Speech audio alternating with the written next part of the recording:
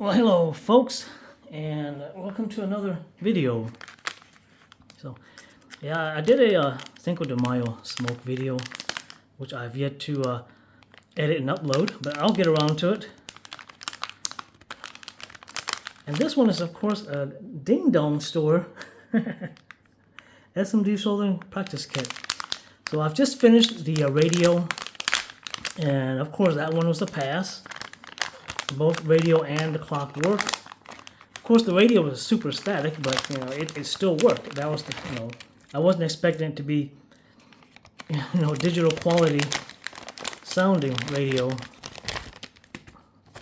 And if you want, you can keep these anti-static bags and reuse them. They're really they're good quality. So this one comes with its own. See here, they've already soldered. What the heck? So they soldered the negative over here, and I guess there's a wire running on a groove over to here. No, actually that's the positive. So that's where they. Okay, they ran it to here. Makes no sense. Why would they do that? I guess the two wires would be sort of in the same place. But if you put a battery here, wouldn't it pinch the negative wire? Well, if it does, I can just push it through. Yeah, I'm thinking it was going to pinch. Anyways, worry about that later. Let's go ahead and get this taken. Like I said, I'll probably do another assembly, probably an actual SMD board assembly video. One of the problems I'm running into is, of course, these cameras have out of focus. So while the board is out and my hand is trying to solder, my hand's up here, the board's down here. Of course, the camera's out of focusing on what's closer to the screen, which is my hand. So now the board's out of. So I got to figure.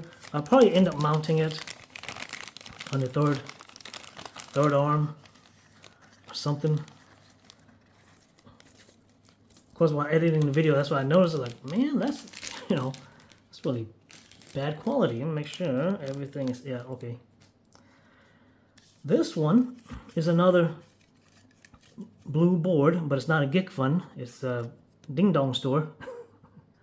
Well, actually, let's see. It's all in Chinese.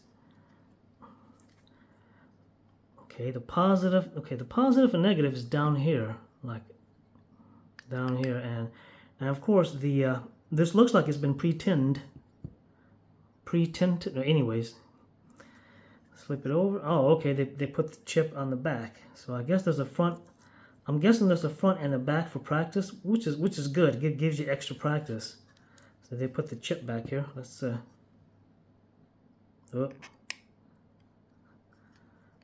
Yeah, I'm looking. Okay, never mind. I don't know why I guess they do this to keep these pins from getting bent by getting mixed in with all the other stuff, which is nice. So and now of course I'm going to bend it. No, okay. I guess I'll put these in first so that they don't get bent. Of course, by now, if you do any of these SMD soldering board, you should be. I'm still not, an expert at it. But of course, I've done these now a couple of times already. These chips here. Just gotta remember to line this up. Huh, this one doesn't have a dot. And it's only got, well, maybe it's the other side. Okay, so that one's actually for the side that's got all the working stuff on it. So, yeah, there's the dot here. Let's see, let me flip this over. Okay, so one of them, yeah, I'm going to use alcohol to freaking get the tape residue off of these. Okay, so they both got the dots in the corner. Come on, man. Tape residue. Oh yeah, the instruction, let's see. This board actually feels thick compared to the other ones that I've gotten. So back side here, I guess there's not gonna, I guess if you want, you can just practice putting solder on the squares and stuff, and on the this side here, but I don't think anything is done on the back. Let's see what this is. Okay, that's a controller chip, which will go, okay, here and here. All right. Yeah, so this one is supposed to be like a waterfall. So yeah, lots of LEDs. Yeah, this one is, of course, I'm upping up my SMD board. The last board had a lot of soldering joints on them. This one's got even more. This one's probably got double of what the last board that I did of soldering joints. So yeah, so this one will probably keep me busy for a few days. And again, here for the diode, pay attention to the arrow. The arrow points to the negative side. This one's kind of weird. I don't know what that is. Yeah, there's an arrow it's pointing to here, but I don't know what all this extra symbol is. That might be a special one. I'll have to pay special attention. Let's see here. TP. Okay. This is resistors. All right, let's look at the instruction for. Let's look at the instructions. Okay, it's one. Okay, one page. It's got English on both sides.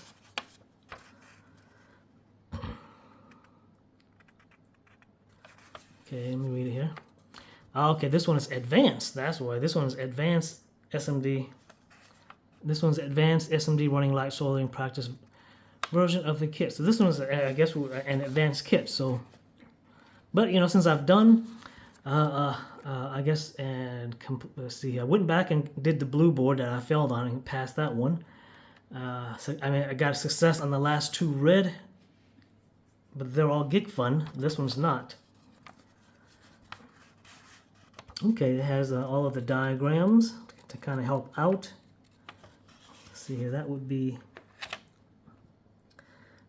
D1, that would be D2, and it yeah. So they must have screwed up when painting this diode, because here on the diagram it's just a regular diode diagram, so nothing special. Okay, ground. What the heck? It shows a ground over here, which,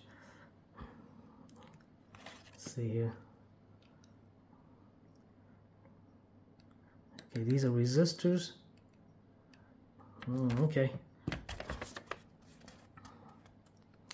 Let's see, after the SMD components are welded, the power is turned on to form a running light to test the effect of welding.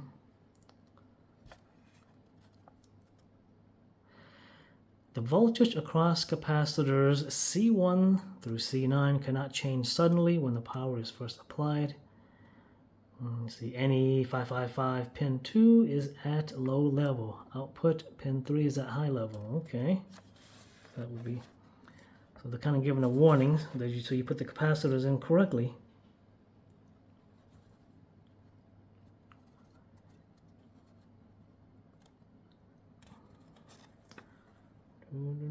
Okay, so basically this instruction is just telling you the path that the power goes.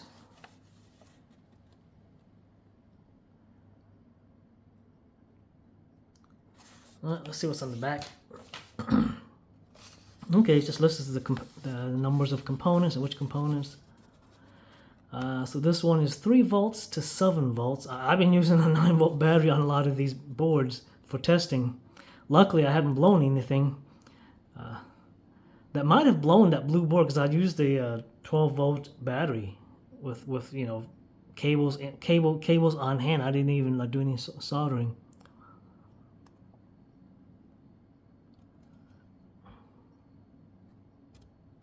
Yeah, okay, they even tell you light emitting diodes has a green dot on the side of the negative pole. That's nice of them.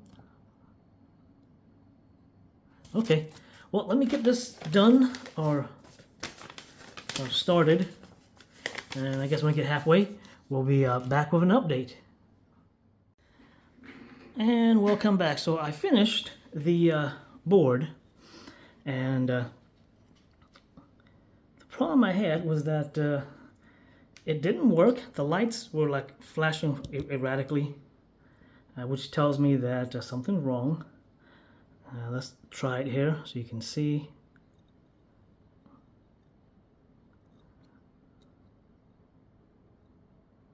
Yeah, see it's doing that and that. So what I did is I went through and of course touched up on the resistors here, the diodes here, resistors here. Of course I measured it all, and all of the resistance measurements and stuff all came up fine, but I went ahead and retouched them anyways. The last thing I touched were these controller chips. These over here don't do nothing. These are just for practice. They're dummies, so you can actually install them I guess any direction you want. I installed them with the dots, I guess here in the lower left corner. But today when I tested before I did the video, I tested this yesterday when I was done. It's like, okay, cool. And of course I went and did the back side. The big resistor pack is for practice back here, and these work. So if you're wondering, hey man, what do these big resistor packs go on? And you can put one of those big chips back here. And again, back here, I don't think there's any LEDs. Let's see here. Okay, there's one. No, that's for a diode. Yeah, there's really no LEDs. So I wouldn't even bother, moving. I mean, you can do one chip back here if you want, one of these. Anyways, so what I'm gonna do is warm up the. Because give it a minute to warm up the iron. So I'm going to touch these up again and see if it lights. If it does, then that means that the chip is probably gone, probably gone wacky, probably gone bad, or I probably need to completely remove it, resolder it, and of course, what's nice is that this kit came with this little battery pack that you can. Of course, I'm not going to solder it. I'm not going to solder it on. So don't really need to, because then it makes storing it and putting it up a little bit. Basically, the light's supposed to go across from left to right, if everything works. And let's see. Okay, come on. Maybe it's the way I'm. No.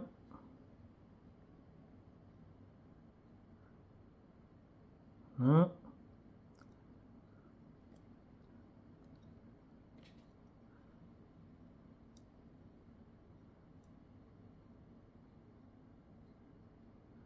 Not liking. Okay, there you go. Yeah, and last night too, when I got it to work, I had to sort of touch it a certain way for it to actually work. Else it would be doing this, where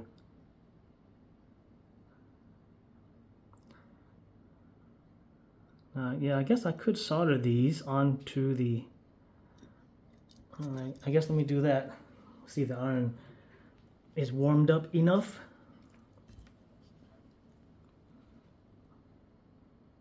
No, it's still heating up. So let me take one battery off. I gotta take all the batteries out. Let's see here. I don't know. Will this work? I think taking one battery out should open the circuit, so it's not electricity is not flowing. Yep. Yeah. So remove one battery opens the circuit. So putting that battery back in will close the circuit. Okay. Let's see here. Come on now. Don't need it to be fully hot. Yes, and this curved tip. A soldering tip. I actually made this myself. I got one of the straight. Yeah, the tips are copper, so you can actually bend and mold them to what you like. And I just bent it to, I guess, 30 degree-ish, as close as I could get it to 30 degrees. And then again, got my tool, filed it down to this little dinky curved tip that is now what I got, and it works. Works wonderfully, actually. And yeah, and Weller does not make a curved tip for this particular model of their Weller. So if you go on, so if you got like these no, it looks like this, these handheld Weller soldering iron, you're going. I got to turn the light on so I can see. All right, so things are in the way. Let's see here. Yeah, all of these should be. Oh yeah, let me put some. Okay, let's put it here. Some with a flux pen. Put some flux on there. All right, there it goes. So let's retouch up these once more.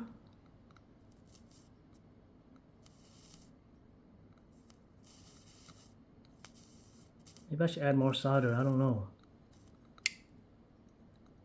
Yeah, there's a pop, which meant that something,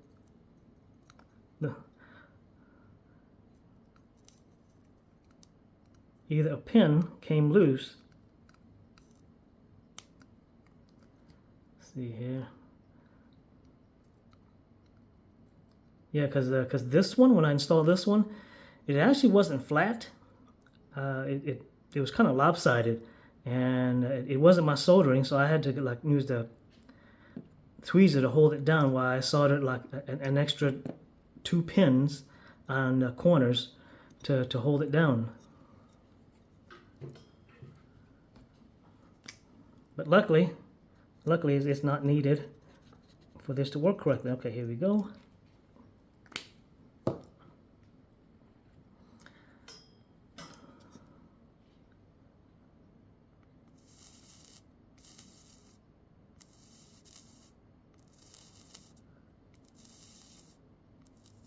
Yes, you can hear the sizzling. I don't know if the mic picks it up. And that's the flux sizzling, of course.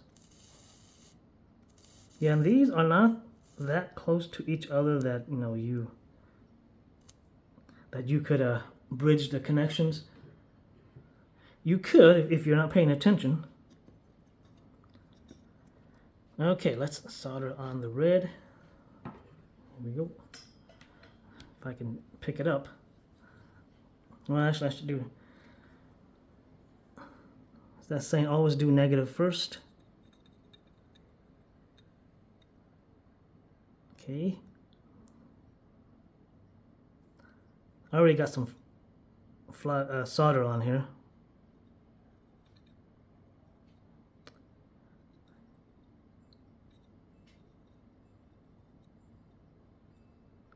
Okay, I think that's good enough. All right, let's put the battery in. Whoop.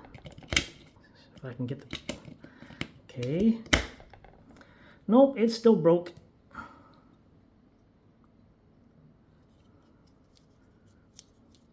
Let's see here.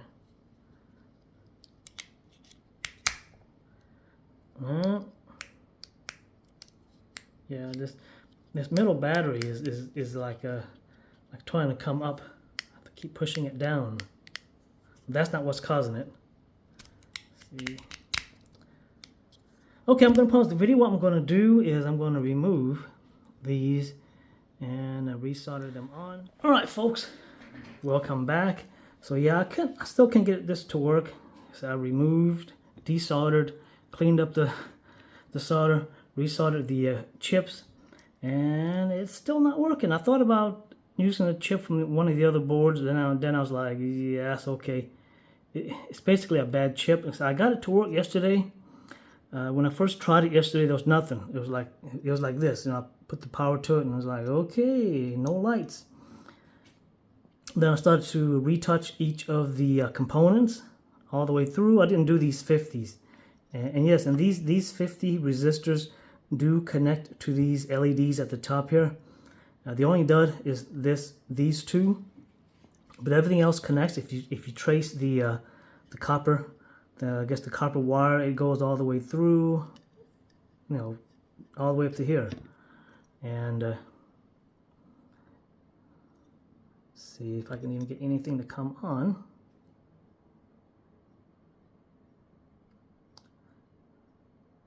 No.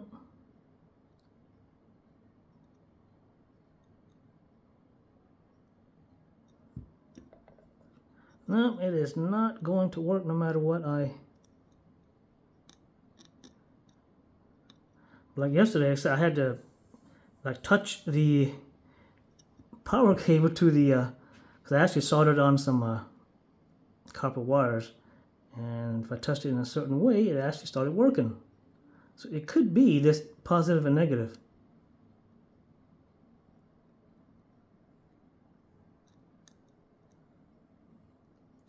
Let's see.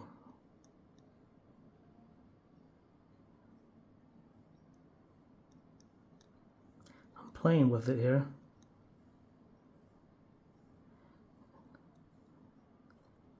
And it shouldn't matter where I touch it. If it's working, it should be coming on, lighting up left to right. Okay, well this one's a failure. Let's see, not really a failure on my part, but a failure in the component. Huh, I got them all to come on. Well, almost all of them. But I need them to light up left to right. Mess with it a little bit longer here.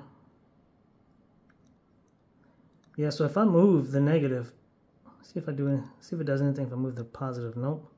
It only seems to be the negative. Yeah, but I think it's because I have the same problem with the GIGFUN board where it goes on the circle. It was the controller chips.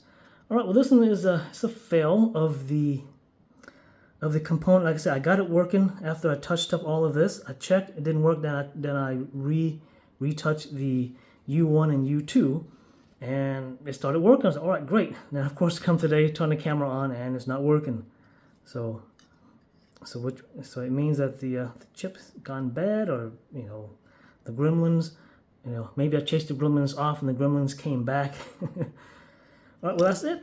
Thanks for watching. On to the next project, and hopefully I was feeling good because I got 3 in a row that worked. And so this one is bad, and the next one I don't know what I'll be doing, but I'm probably gonna do a complete assembly video where it's like just me through the whole video. I'm not gonna fast forward it. So all right, well thanks for watching, and hopefully this helped others who tried this particular board. I only found one video on YouTube. Let me get this out of the way. The only good thing is that now I got an extra power pack I can use for testing things. Only one video, and no, actually there was no videos. No videos on YouTube on this particular board. All of them, most of them are, of course, the GIGFUN that well, the light goes around in the circle. This one's not GIGFUN. It is a ding dong store. Right, well this will be going in the trash, and I guess, yeah, you if you want, you could keep these failed boards, for extra components for other projects, but in case you get one where there's not enough parts, you could take parts off of this board. But I'm going to just put this in the trash. And well, that's it. Thanks for watching. Have a good one. Solder them on because it's these ships. Like I said, the last time I did this, it actually worked. And then today, for the video, it actually stopped. All right, be right back.